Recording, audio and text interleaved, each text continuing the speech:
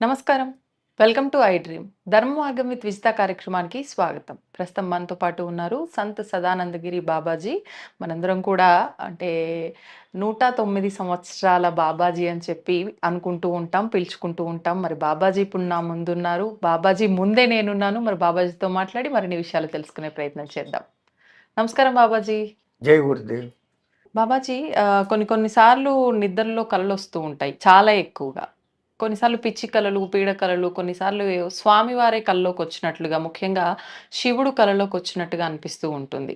అంటే కొంతమంది ఆ వచ్చిన టైంని బట్టి, వచ్చిన విధానం కలలో ఏమొచ్చిందో దాన్ని బట్టి నెక్స్ట్ మనకెలా ఉండబోతుందనేది గూడా డిసైడ్ జేసుకుంటారు. అసలు నిజంగా స్వామి కలలో వస్తే ఏం జరుగుతుంది? మన సనాతన ధర్మంలో మన పూర్వీకులు ఎంత గొప్పవాళ్ళు అంటే, కళల శాస్త్రం అనేది ఒకటి రాశారు. ఏ కళలు ఏ సమయంలో వస్తే వాటి ఫలితాలు ఏమి, ఎన్నాళ్లలో వాటి ఫలితాలు కలుగుతాయి, ఇక్కడ కలగనిన టయానికి ఈ మధ్య గ్యాప్కు టైంకు కళలకు పాములు కనపడతాయి ఏంటి, కుక్కలు కనపడతాయి ఏంటి, జంతువులు కనపడతాయి ఏంటి, పగవాళ్ళు కనపడతాయి ఏంటి, మంచి ప్రేమికులు కనపడతాయి ఏంటి, అంటే ఇష్టపడే వాళ్ళు కనపడతాయి ఏంటి, వాటి వాటి ఫలితాలు ఏంటి అనేసి కళల శాస్త్రం ఒకటి చెప్పింది. సిగ్మండ్ ఫ్రాయిడ్ అనేవాడు కూడా ఆ కళల గురించి పెద్దగా ప్రయోగాలు చేశాడు. ఫ్రాయిడ్ కళలు 90% ఎందుకు వస్తాయి అంటే, ఈ మనస్సు ఆడిచ్చే ఆటలన్నీ మైండ్లో రికార్డ్ అయిపోతూ ఉంటాయి. పగలు మీరు బస్సులో పోతూ ఉంటారు, మీ ముందు సీట్లో ఎవరో ఇద్దరు ఏదో ఒక విషయం మాట్లాడుకుంటూ ఉంటారు.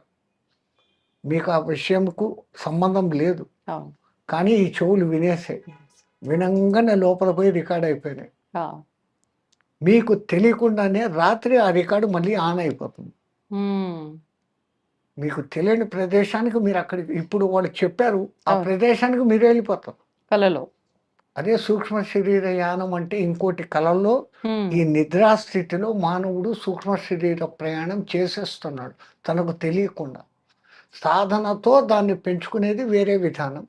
ఇప్పుడు సబ్జెక్ట్ కళలది కాబట్టి సూక్ష్మ శరీర యానం గురించి మనం అక్కర్లేదు. కళలు అంటే 90% ఈ సూక్ష్మ శరీరం చేసే ప్రయాణాలు. వీటిలో మంచి చెడు మన ఆలోచనలు ఏమున్నాయో వాటికి తగినట్లే రిఫ్లెక్టేషన్గా 90% వస్తాయి. ఒక మానవుడు 6 గంటలు నిద్రపోతున్నాడు అంటే ఇంచుమించు 5 గంటల సేపు వాడిది కలత నిద్ర, కలల నిద్ర.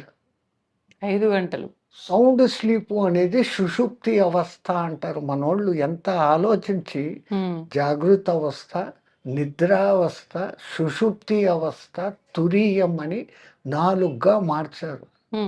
తురీయం అంటే వీటన్నిటికీ సాక్షిభూతంగా ఉండే ఆత్మస్వరూపం. ఆ సుషుప్తిలో తాను ఆత్మస్వరూపుడిగా మిగిలిపోతాడు. అక్కడ మనస్సు లేదు, ఇంద్రియాలు లేవు. ఇంద్రియాలు ఎలాగూ లేవు నిద్రపోయినప్పుడే. ఏదీ లేని స్థితిలో తానుగా ఉండిపోయి రమించే స్థితిని సుషుప్తి అంటాం. కానీ ఆ సుషుప్తిలో పొందిన ఆనందాన్ని మానవుడు బయటికి పొద్దున లేసి I had a very sound sleep, నేను చాలా బాగా నిద్రపోయాను అంటాడు. ఈడేమో పడుకొని ఉండడు, ఈయన్ని దాటుకొని ఇంకోటి పోతే కూడా తెలియదే. అటువంటిది ఈయనకి మళ్ళా ఈ అనుభూతి ఎట్లా కలిగింది? ఈ అనుభూతి చెందుతున్నవాడు ఎవడు? లోపల ఉన్నటువంటి ఆ తురీయ బ్రహ్మ ఆత్మ. తాను ఎప్పుడు ఆ నిజస్థితిలో ఉండాలంటూ. కానీ ఎప్పుడైతే మనిషి నిద్రలో నుంచి మెలకువకొస్తాడో మనసు మేలుకుంటుంది. ఇంకా ఆ మనసు చూసిన కళ్ళు, వింటున్న చెవులు, చూస్తున్న వాసనలు, చూస్తున్న రుచులు, స్పర్శలు, వీటి ప్రపంచంలో పడిపోయి మునిగిపోయి వీడిని పాడు చేస్తాం. వీటన్నిటి రికార్డింగులు 90% వస్తుంటాయి. ఇట్లా కాకుండా సూచనాత్మకమైన కళలు వస్తూ ఉంటాయి. బ్రహ్మముహూర్త సమయంలో వచ్చే కళ తొందరగా ఫలించే ఫలితాలు ఇస్తుంది. అంటే అది పాజిటివ్ వచ్చినా నెగిటివ్ వచ్చినా జరుగుతుంది అని ఫలితాలు అలాగనే ఉంటాయి. అంటే ఇంకా కళల శాస్త్రం లోపలికి డీప్గా వెళ్ళి ఏ కళ యొక్క ఫలితం ఏది అని చెప్పుకుంటే గంటలు అవుతుంది. ఇది మనకు సంబంధం లేదు. మీరు అన్నట్టుగా నెగిటివ్ కళలు, పాజిటివ్ కళలు ఆ! ఏవైనా కానీ తొందరగా ఫలితాలను ఇస్తుంది. హుహు. అందుకే మన పూర్వీకులు ఏం చెప్తారు, చెడ్డ కళ వచ్చిందంటే లేచి కాళ్ళు కడుక్కొని మళ్ళీ పడుకో అంటారు. అవును. మంచి కళ వస్తే తలరా స్నానం చేసి ఇంకా నిద్రపోవద్దు అంటారు. హ్మ్. అంటే ఆ కళ తొందరగా ఫలించాలి. మంచి కళ వస్తే హ్మ్. 3:30, పడుకోవద్దు. 4 గంటల టైంలో వచ్చింది, మెలకు వచ్చింది, చూశారు. కళ మంచిది అని మీకు అనిపిస్తే వెళ్లి స్నానం చేసి ఇంకా మళ్ళీ పడుకోకూడదు. ఆ! అదే చెడ్డ కళ అనిపించింది మీకు, వెంటనే వెళ్ళిపోయి కాళ్ళు కడుక్కునేసి హ్మ్. మళ్ళీ వచ్చి పడుకోవడం. అందుకే మన వాళ్ళు చెడ్డ కళలు రాకుండా ఉండేదానికి ఒక మంత్రం కూడా పెట్టారు. ఏంటి బాబాజీ? రామం స్కందం హనుమంతం వైనతేయం వృకోదరం శయనకాలే పటే నిత్యం దుస్వప్నం తస్య నశ్యతి. వీళ్ళ పేర్లు హ్మ్. రామం, స్కందం అంటే సుబ్రహ్మణ్యుడు, రామ్ అంటే రాముడు, సుబ్రహ్మణ్యుడు, హ్మ్. రామం, స్కందం, హనుమంతం హనుమంతుడు, ఆ! వైనతేయం గరుత్మంతుడు, వృకోదరం భీముడు. హ్మ్. వీళ్ళ పేర్లు తలుచుకున్న మంత్రం చేత దుస్వప్నం తస్య నశ్యతి ఆహాహా! అనేసి రాత్రి అది అనుకొని ఇట్లా అని ఇట్లా పూసుకోమంటారు. అరికాలుకి. మన అరికాలకు హ్మ్. మనమే పూసుకోవడం అని అంటారు. హుహు. అరికాలకు ధూళి ఉంటుంది. అవును. ఎంత కాళ్ళు కడుక్కొని పడుకున్నా కానీ ఉంటుంది. ఈ ఒళ్ళు మట్టి ఉంటుంది. ఈ అరికాళ్ళు ఎప్పుడు భూమిని అటాచ్ అయ్యి ఉంటాయి. హ్మ్. 90% నిద్రపోయినప్పుడు తప్ప మానవుడు కాళ్ళు కిందనే పెట్టుంటాడు, నడుస్తాడు, తిరుగుతాడు, పరిగెత్తాడు, ఏమైనా చేస్తాడు. అవును. ఆ భూమి అటాచ్మెంట్ ఉంటుంది. హ్మ్. ఆ భూమాత యొక్క శుభం నీకు కలగాలని ఆ కాళ్ళను తీసుకొని ఇట్లా అనుకొని పడుకోరా బాబు అంటాను. హ్మ్. సైకలాజికల్‌గా చూస్తే కూడా నేను ఇట్లా పెట్టుకున్నాను, నాకు ఈ పొద్దు రాత్రి కలలు రావు అని వీడు ఆటో సజెషన్ ఇచ్చుకున్నట్లు. హుహు. ఆ ఆటో సజెషన్ ప్రకారమే జరిగిపోతుంది. జరుగుతుంది. సో, వాళ్ళు ఎంతెంత ఆలోచిస్తారమ్మా మన పూర్వీకులు ప్రతి హ్మ్. చిన్న విషయంలో కూడా. అవును. మనం వాటిని పట్టుకోలేకపోతున్నాం. హ్మ్. పిచ్చితనం ఇట్లా అని ఇట్లా పెట్టుకుంటే నిద్ర బాగుపడతదా అని ఆ! అంటారు. ఓకే. ఓకే. నీలో కాన్ఫిడెన్స్ పెరిగిపోయింది. ఇట్లా హ్మ్. పెట్టుకుంటే నాకేమో అయిపోయింది అన్న అయిపోయింది. ఒక కాన్ఫిడెన్స్ వచ్చేసింది. ఆ కాన్ఫిడెన్సే మిమ్మల్ని ముందుకు తీసుకెళ్తుంది. సౌండ్ స్లీప్ వచ్చేస్తుంది. అన్నీ వచ్చేస్తాయి. హ్మ్. హ్మ్. అదట్లా. మరిప్పుడు మీరన్నట్టు శివుడే కలలో వస్తే మనకేదైనా ఇండికేషన్ ఇస్తున్నాడు అనుకోవాలా? లేకపోతే మనం ఎలా మనకాయన దర్శన భాగ్యం కలిగిందనుకోవాలా? అదృష్టం కదా! పరమాత్ముడు కళ్ళకు కనపడము అది విష్ణువు, నారాయణుడో, హరియో ఎవరో ఒకళ్ళు. హ్మ్. ఆ దివ్యమంగళ రూపము ఆ రూపంగా అన్నా కళల్లో అయినా కనపడగలగడం ఎంత పుణ్యవంతమైన విషయం. హ్మ్. అనవసరంగా భయపడిపోయి మీరు శివుడు శ్మశానవాసి ఆ! వాడు కనపడినాడంటే ఈడు తొందరగా వెళ్ళిపోతాడు ఇంకా అనుకోని పిలిచేదానికొచ్చాడు. ఆ! ఇయన్నీ పిచ్చి భ్రమలు కలిగిస్తారు. అంతే. భ్రమ మాత్రమే. వాస్తవం కాదు. ఎక్కడికెక్కడికి నువ్వు ఏమేమి చేసినా ఆఖరికి రావాల్సిన చోటు ఇదిరా అని నీకు గుర్తు చేసేదానికి ఆయనకు శ్మశానవాసి అనే పేరే గాని, ఆయన అంత ఏం లేనివాడు కాదు. సర్వైశ్వర్య సంపన్నుడు, సకల ఐశ్వర్య ప్రదాత. హ్మ్. మరి ఆ దివ్యమంగళ రూపము మెడలో పాముతో, త్రిశూలముతో, 3 కండ్లతో, పైన శిఖలో గంగతో ఆ మహానుభావుడి దర్శనమైతే ఇంక దానికి మించిన భాగ్యం ఏంటి? అవును. నమస్కారం అండి. శుభమస్తు తల్లి దివ్య స్వరూపులందరికీ. భగవంతుడి విషయానికొస్తే, అమ్మ మనం ఏది మాట్లాడినా భగవంతుడు, దైవం, దైవం, దైవం అని మాట్లాడుతూ ఉంటాము. అన్నిటిని నడిపించేదే దైవం, శక్తి. శక్తి. అయితే నిజంగా ఆ భగవంతుడిని చూడటం, ఆయన దర్శన భాగ్యం మనకు కలగటం అనేది సాధ్యమేనా అంటే, అది ఒక మూర్ఖమైన ప్రశ్నగా తీసుకోవచ్చా? నిజంగా సాధ్యపడుతుందంటారా? బాగుందమ్మా. ఎంతోమంది హృదయాల్లో ఉండే స్పందన నీ రూపంలో, మాటల రూపంలో వచ్చింది అని నేను భావిస్తున్నాను. ఇది సాధ్యమే. హ్మ్. ఒక మనిషిని చూడడం సాధ్యమా? సాధ్యమే. సాధ్యపడుతుంది కదా. కనబడుతుంది కాబట్టి. అవును. కొంతమంది కనపడకుండా కొద్ది రోజులు మనతో ఉంటూ కూడా వేరే ఊళ్ళలోకి వెళ్ళిన వాళ్ళు ఉంటారు. హ్మ్. హ్మ్.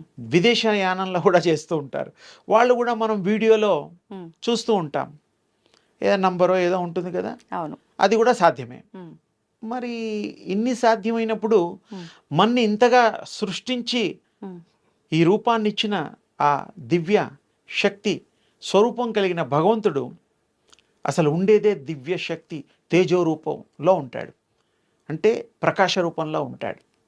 ఆయన్ని మనం రోజు కూడా సూర్యనారాయణ రూపంలో చూస్తూనే ఉన్నాం నిజానికి. కనిపించే దైవాలు సూర్యచంద్రులు అంటారు కదా. మనం ఒప్పుకోవాలి. ఆ దేవుళ్ళు కూడా సూర్యుడిని ఉపాసన చేసిన వాళ్ళు గతంలో ఈ 9 అవతారాల్లో అన్ని ఎక్కువ అవతారాలు కూడా సూర్యోపాసన చేసి సూర్యుడికి ఆర్ఘ్యం ఇచ్చి పొద్దున పూట కృష్ణుడు, రాముడు ఇత్యాది దేవతలు అందరూ కూడాను ఇచ్చారు. అంటే ఏమిటి, ఆ భగవంతుడికి కూడా ఆ స్టేజ్లో కూడా శక్తి అవసరము. ఒక కారణం చేత అవతారాలు వచ్చాయి.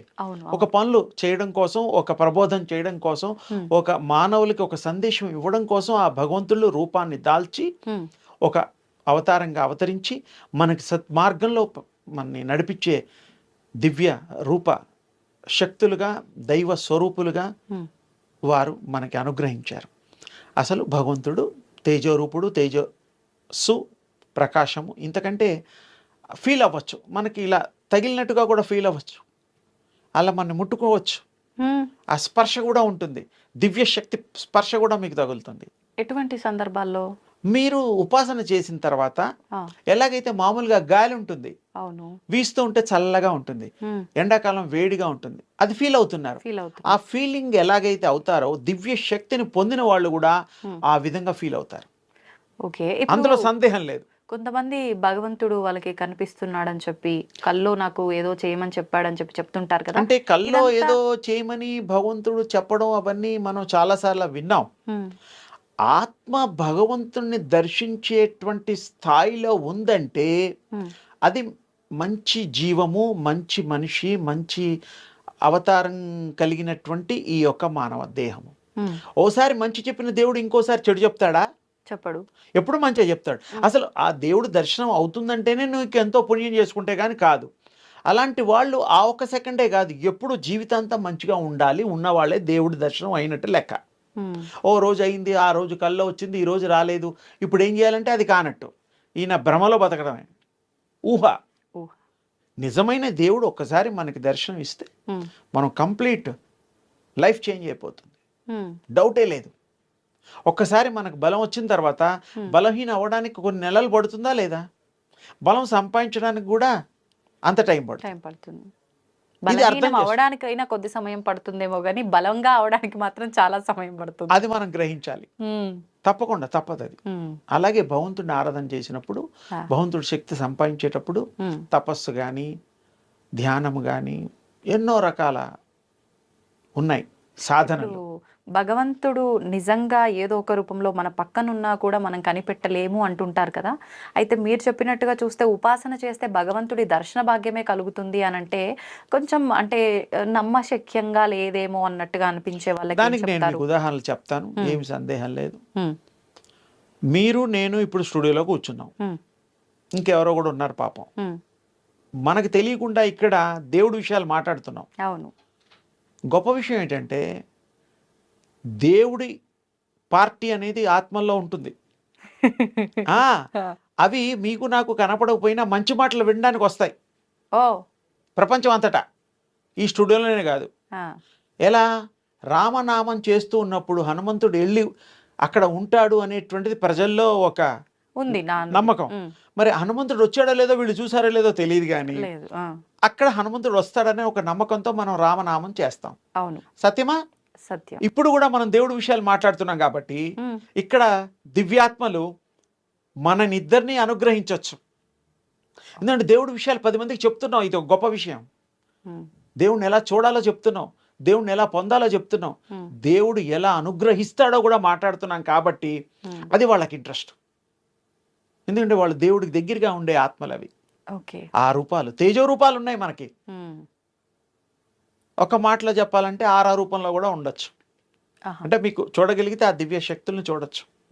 ఇది ప్రతి ఇంట్లో ఉంటారు, ఈ ప్రపంచంలో ఉంటారు. మన కళ్ళకి కనపడని దివ్య స్వరూపాలు ఉంటాయి. అందుకనే మనం జాగ్రత్తగా ప్రవర్తించాలి. నన్ను ఎవరు చూడడం లేదు అని పిచ్చి పనులు చేయకూడదు. మనుషులు అవి గమనిస్తాయి, దేవుడు గమనిస్తాడు. సత్యం చెప్పేటప్పుడు మన ఒక్కడికే తెలుసు సత్యం అన్ని, ఎదుటివాడికి అబద్ధం చెప్తాం. కానీ దేవుడి దగ్గర అబద్ధం దాస్తామా? దాయలేం. ఆయన అన్నీ వింటాడు. అలాగే ఆయనతో పాటు ఇలాంటి భగవత్ యొక్క శక్తి కలిగినవి కూడా ఆ ఎన్నో. రూపాలు ఎన్నో ఉంటాయి. అందుకనే మనం వాళ్ళన్నిటి ప్రేమని, వాళ్ళన్నిటి అనుగ్రహాన్ని పొందాలి అంటే ఎప్పుడు సత్యాన్ని పలకాలి. మనకి చెడు జరిగినా కూడా తాత్కాలికంగా జరుగుతుంది, బాధలు తాత్కాలికం. ఒక్కసారి మనం భగవంతుడు శక్తి సంపాదించాక అవును. అన్నీ మర్చిపోతాం. మనం మంచే చేస్తాం, శక్తినే ఇస్తాం, శక్తినే పొందుతాం, శక్తిమయం అవుతాం. చాలా తేలిక. ఇప్పుడు మీరు చెప్పినట్లుగా చూస్తే ఏం చేసినా కూడా మనం ఏ పని చేస్తున్నా దానిలో ఏకాగ్రత ఉండాలి ఖచ్చితంగా. అవును, ఉండాలి. అయితే చాలా మందిలో ఆ ఏకాగ్రత అనేదే లోపిస్తుంది అంటారు. ఇప్పుడు మీరు దానికి చెప్పినట్టుగా శక్తి సంపాదించాలి అన్నా, భగవంతుడిని చూడాలి, భగవంతుడిని చూడాల్సిన మార్గంలో వెళ్ళాలి, తెలుసుకోవాలన్న మార్గంలో వెళ్ళాలన్నా కూడా ఏకాగ్రత. ఖచ్చితంగా మనం చేస్తున్న పనిపైన ఏకాగ్రత ఖచ్చితంగా ఉండాలి. ఆ ఏకాగ్రత కుదరకపోవటమే ఇప్పుడు పెద్ద సమస్య. ఈ ఏకాగ్రత ఎలా ఏకాగ్రత కుదురుతుంది? కుదరడానికి చాలా చిన్న సింపుల్ టెక్నిక్స్ ఉన్నాయి. ఏంటండి అవి? సరే, సూర్యోపాసన గురించి చెప్పాను, అది చేస్తే ఏకాగ్రత కూడా వస్తుంది. అది కాకుండా మనకి జెనెటిక్గా కూడా ఉండేటువంటి దాన్ని మార్చొచ్చు. ఆ డయాగ్రాము, సిస్టము, ప్లాన్ అంతా మార్చేయచ్చు. ఎలా మార్చొచ్చు? డిఎన్ఏలో జెనెటిక్గా పరంపరగా సంచితంగా వచ్చేటువంటిది కంటిన్యూటీగా జీన్స్ అంటాం కదా. అవును, అవును. వాటన్నిటికీ మైండ్ ఉంటుంది, అది చాలా గ్రహించాలి. అందరూ ఎకల్టిజంలో చెప్తారు, ప్రతి కణానికి మైండ్ ఉంటుంది. కోటాను కోట్లు ఈ బాడీలో జీవ కణాలు ఉన్నాయి. అవన్నీ కూడాను ఒక లైన్లో, ఒక కంటిన్యూటీలో గనక మనం తీసుకురాగలిగితే, ఆ మైండ్స్లో ఇచ్చే మీరు ఈ థాట్ అన్ని జీవ కణాల్లో ఒకే థాట్గా అవుతుంది. అదే ఏకాగ్రత అవుతుంది, తర్వాత అవుతుంది, బిఫోర్ థాట్ కాదు. ఏకాగ్రత మనం అనుకుంటున్నది అప్పుడు వస్తుంది. అన్ని కణాలు ఏకమైపోయి అన్ని మైండ్స్ దాని ఉంటాయి కదా. ఏకం బహుష్యామి, ఏకం అనేకం, తర్వాత సర్వం ఏకం, అవి అయిపోతాయి. ఎలా చేయొచ్చు అంటారు? అంటే కాన్సన్ట్రేషన్ చేస్తూ జపం చేసినా, దృష్టి పెట్టినా, ఒకే వస్తువుని 10 సార్లు స్మరించినా. దాన్ని ఇంకో మంచి మాట ఉంది, ఈ కలియుగంలో భగవంతుడు ఇచ్చినటువంటిది కలవు నామ సంకీర్తనం అని చెప్పారు. ఈ కలియుగంలో ఏదో నామాన్ని మీరు సంకీర్తనంగా చేస్తే, స్మరిస్తే, అది తప్పకుండా మీరు అది పొందుతారు. ఆ ఏకాగ్రత వస్తుంది. ఈ మొత్తం జెనెటిక్గా, జీన్స్గా, డిఎన్ఏలో ఉండేవన్నిటిని కూడా మీరు మార్చచ్చు. ఆ థాట్ వల్ల, ఆ థాట్ క్యారీ ఏవి చేస్తాయి? ఆ జీన్స్ చేస్తాయి. మొత్తం కంప్లీట్ ఎంటైర్ బాడీలో ఉండే జీన్స్ అన్నీ ఆ మైండ్ సెటప్ అయిపోయిన తర్వాత ఏకాగ్రత వచ్చేస్తుంది. 200% వస్తుంది. మీరు చేసి చూస్తే మీకు అర్థమైపోతుంది. అప్పుడు ఏకాగ్రత ఆటోమేటిక్గా కుదురుతుంది. ఏకాగ్రత కోసం కూడా మనం సాధన చేస్తాం. 40 రోజులు, 20 రోజులు, 30 రోజులు చేస్తాం కదా. అలవాటు అవ్వడం కోసం అని కదా అర్థం. Practice to make perfectness. అంతే. అలాగే బాడీలో ఉండే దాన్ని, సిస్టమ్ని మనం ఏకత్రాటిపై నడిపించేసేదే థాట్. ఆ థాట్ మీరు చేస్తే యు ఆర్ ఎవ్రీథింగ్. యు 100% మీకు ఆ దివ్య శక్తి వచ్చేస్తుంది. ఏకాగ్రత పొందడానికి కావలసిన శక్తి మొదలొస్తుంది, తర్వాత దివ్య శక్తి వస్తుంది. అవి కూడా లేయర్స్ ఉంటాయి, 1 by 1. ఇవన్నీ సాధ్యమే. ఇవన్నీ ప్రాక్టీస్ చేస్తే మీకు రానిదంటూ లేదు.